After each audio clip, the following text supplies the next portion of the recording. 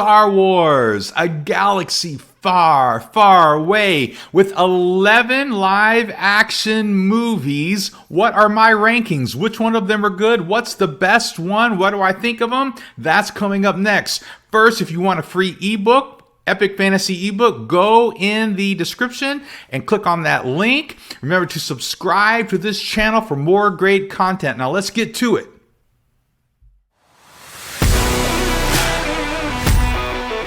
Welcome back to Great Stories Change the World. This is the YouTube channel where a fantasy science fiction author, that's me, looks over movies and media and books and TV shows and analyzes them from a writer's perspective, from an author's perspective. And today, we're going to go over all the Star Wars live action movies. Now, we could have put Clone Wars in here, but it was an animated feature, and I don't really count that as a movie as far as in the theater, although it was in the theater.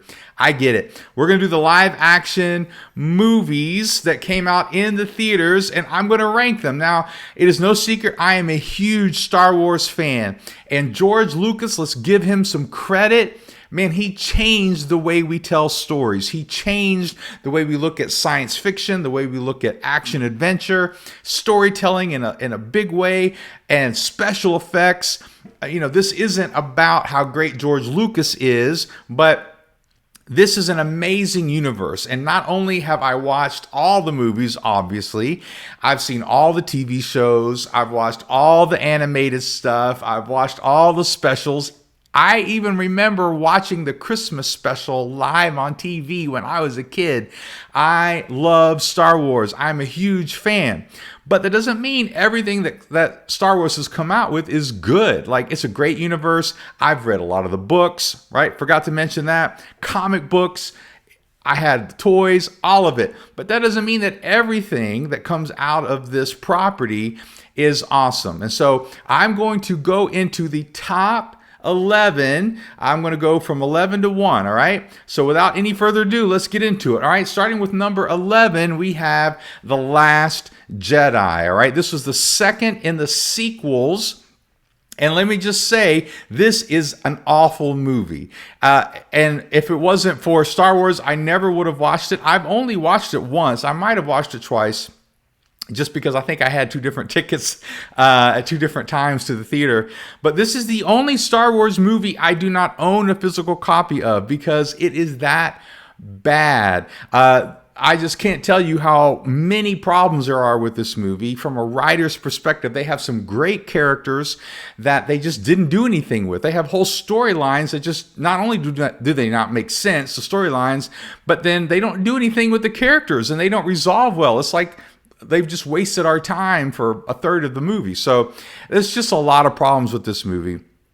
And it's kind of evidence of the bigger problems with all of the sequels is that there just wasn't a plan. So that's number 11. Number 10, also one of the sequels, is Rise of Skywalker. So this is the very last one.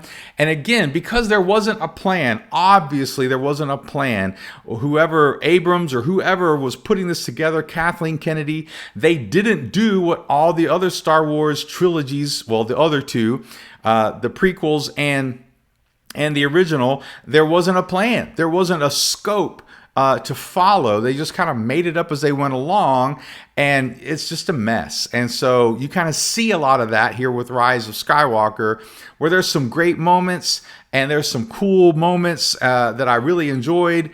But overall, the movie is a mess, and it doesn't just kind of bring you together at the end the way that you want the last movie of a trilogy to do. Like a great trilogy will do that, okay? It'll show you that there's been a plan the whole time and have arcs that kind of follow through 3 movies. This didn't do that. Number 9, The Force Awakens. Now, this was the best of the sequels, although that's not really saying much.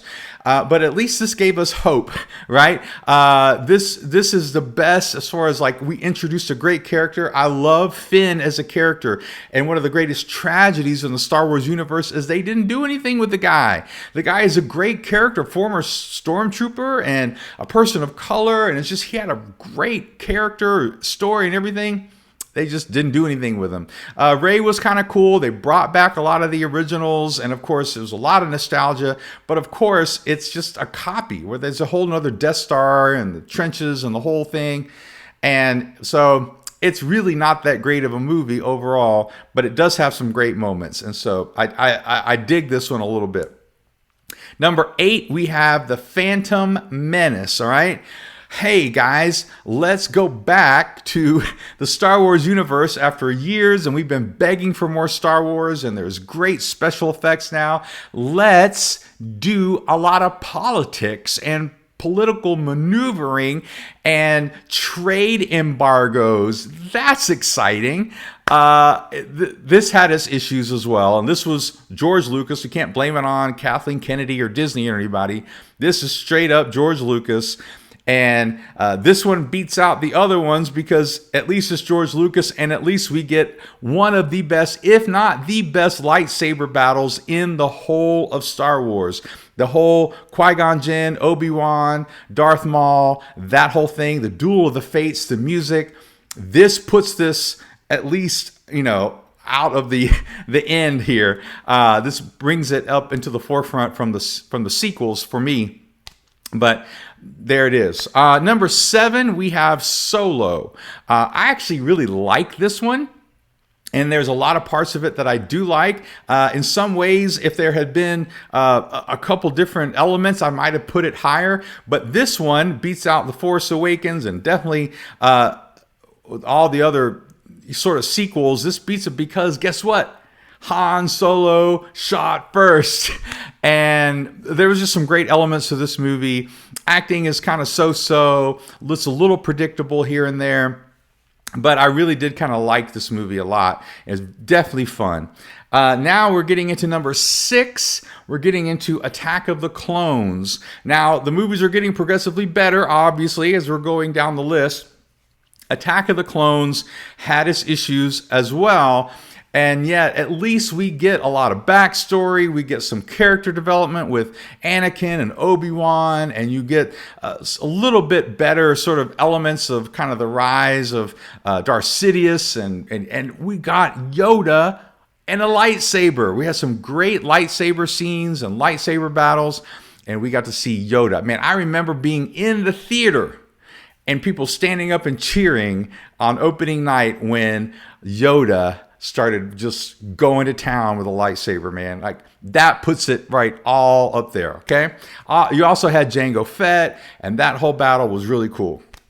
All right, now with number 5, we've got Revenge of the Sith, all right? So this was overall, I think, the best of the movies of the prequels, even though they really flubbed up the whole arc with Anakin. It just kind of fell flat to me. You just did not believe he was going to turn to the dark side, even though we knew it. It was predictable, right? We knew it was going to happen, but it just kind of fell flat, whether that was acting and writing, a combination of both. I just don't feel like they did a great job with that. But we had some great lightsaber battles, and the final battle between Obi-Wan and Anakin was kind of put together by Spielberg, which is one of the reasons why this movie is where it is on my list. It's one of the best kind of put together lightsaber battles in the sense of just the story within the story that is, and Ewan McGregor's acting there at the end, where you're my brother, and I'll love you, Anakin, and how disappointed he was and that agony that he felt. Man, you just totally bought into it, and it was a great job. Great job. But again, number 4, though, we have Rogue One. Now, Rogue One is an amazing movie. Rogue One leaves nothing to be desired as a movie. I love this movie, and it is so interesting. It is so unique, and they kind of continue a lot of that style with Andor, although I don't think Andor is as good as Rogue One. But Rogue One, it's like a Dirty Dozen. It's just this really cool war movie, but placed within Star Wars. It's a great mashup.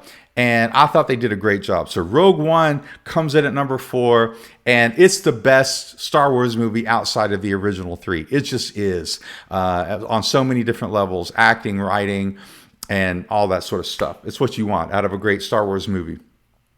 Number 3, Return of the Jedi. This was the end of the original trilogy. I mean, I remember just like going crazy waiting for this movie to happen. This movie could have been maybe higher. This could have been better on this list, but they did Ewoks instead of the Wookiees. I think if they had gone Wookiees, this might have been the best in the whole series. And if they had gotten Spielberg to direct it like it had originally been kind of planned, I think this one would have been the best Star Wars movie. I think all those sort of things combined, it wrapped up well, great themes, great ideas, just all the payoffs were there. And so this is a great movie, right? Number 2, we have A New Hope. And I'm putting A New Hope here. I know it was the original. I know this is the first, and it really is a great movie. It's well done, especially for the limited budget and time and just kind of how strung together that movie was. It still is a great movie, man. It is a great movie, but it is not as good overall as Empire Strikes Back. That is the best Star Wars movie. And anyone will tell you that unless they just want to put Star Wars on there, because without Star Wars, there wouldn't be an Empire Strikes Back. But Empire Strikes Back, directed by Irvin Kershner, the acting was there. The special effects, took a whole nother sort of leap with that. And man, the character arcs are there. There's romance, there's action. Man, we got a real lightsaber battle. Finally, we kind of had one. It was cool in concept, but you had a couple old guys just kind of swatting the lightsabers around. But now you had a great battle. You had the big like twist at the end. Like, this movie has it all, and it's a perfect movie. Like, there are no missing elements in this movie. It flows well. It's got great pacing, and it is the perfect sequel. It is one of those few movies that I think outdoes the original. So that's my list of the top 11 Star Wars movies. Let me know what you think of my list. Put it in the comments. Remember to subscribe so you can get some more great content. Go into the description and follow me on all sorts of Facebooks and Instagrams and TikToks and all that stuff. Get a free book, all of that, all right? So until next time, Christmas movies are coming up, all right? So that's next week. So check back in, subscribe. Peace.